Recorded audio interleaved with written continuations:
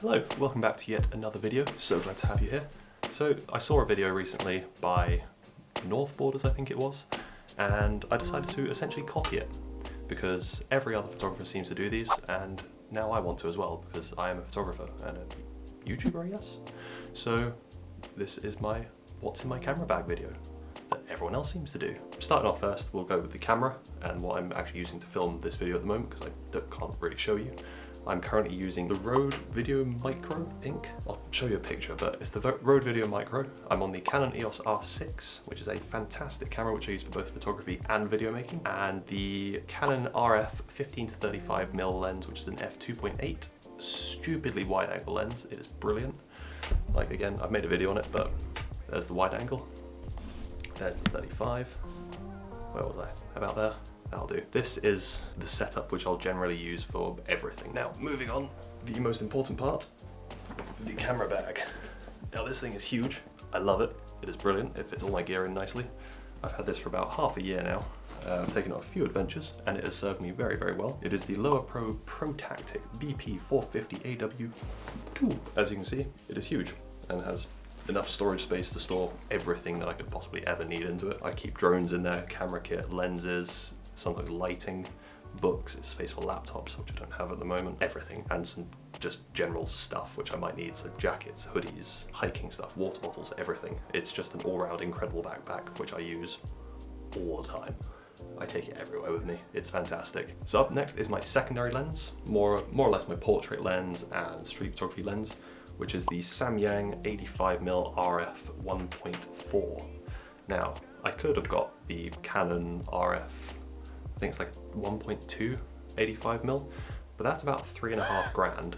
This was £600, and in my opinion, it's way better. 0.2 of an f-stop, you're saving what, 2,400 odd pounds, maybe more. Can't do maths. About $2.5 grand you're saving. It's a smaller profile, much lighter. Look at that element. Look at that. I can't remember if I've done a video on this, but I might have to very soon because it is brilliant in every way.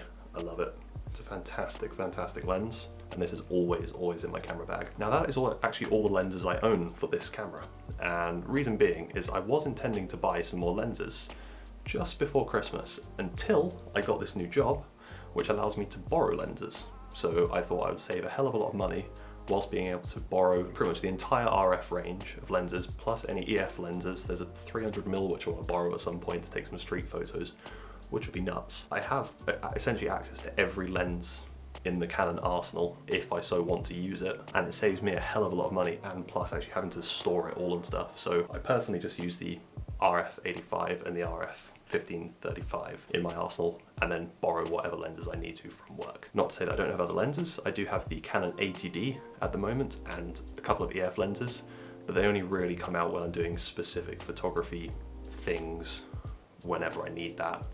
Very rarely I'll carry it with me. It's very unlikely. Maybe when I went to Scotland or Wales I took it with me, but predominantly the R6 with these two lenses. So whilst on the topic with cameras, we've got the little GoPro. This is the Hero 8 Black. It is quite an old camera now according to GoPro. They've got the Hero 10, I think, 11? I can't even remember, but this is my little POV setup. It's got the little, don't know if you can see it, as you can probably see there. No, there we go, no, focus, there you go. It's got the little hatch on the side so you can access the battery port when you're using it.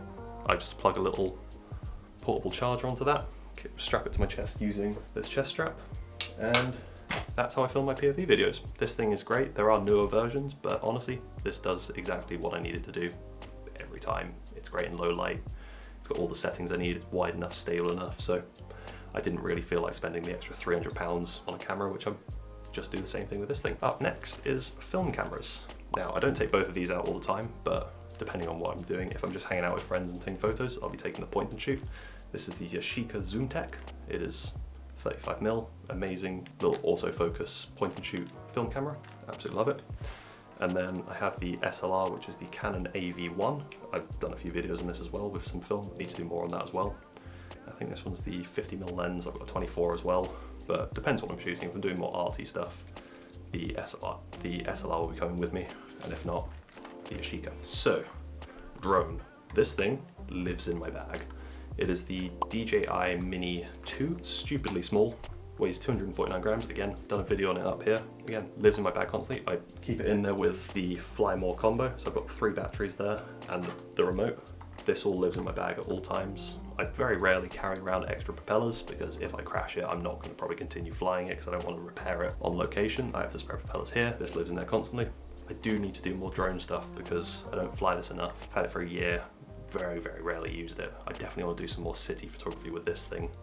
I just need to look up the laws and how it all works in London, because I don't want to get arrested for flying this thing, even if it's considered a toy. Another little fun thing that is always technically on my camera bag is one of these. It is the Peak Design travel clip or something, camera clip. Yeah, it's a little Peak Design clip. You clip it to your backpack, goes about here, got a little Arca Swiss plate, connects to your camera, simply clips in, and your camera is just hanging there on your chest. It's great, easy access, works beautifully, and always lives in my camera bag. Really boring, but SD cards. Currently shooting on the Extreme Pro SD cards in there, the 128, got 2 of those in there. Got 2 of the Extreme 128s and some extra spare micro SDs and stuff for the GoPro and the DJI.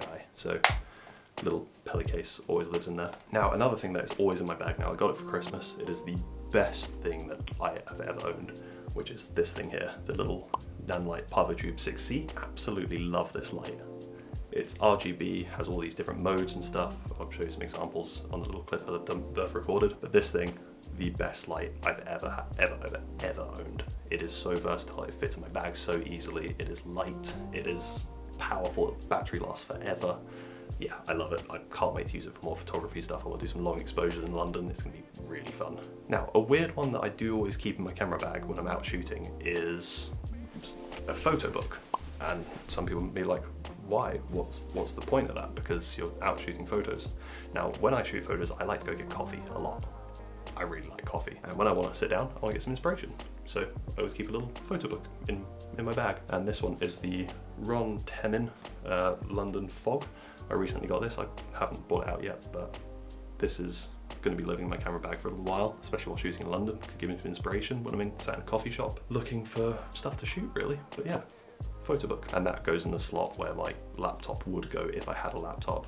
I do need to get a laptop desperately because I hate editing on this thing. And finally, it's just some little bits and pieces like ND filters. This is the K&F Concepts one, V-ND. Not like the Peter McKinnon ones, but it does the job. It's a hell of a lot cheaper. I think this was like 40, 50 pounds. Did the job perfectly and still use it all the time. All of that fits in here. So yeah, that all fits in the Lower Pro bag. I'll put a little top-down shot of what it looks like when it's all packed up with all the stuff, minus the camera, obviously.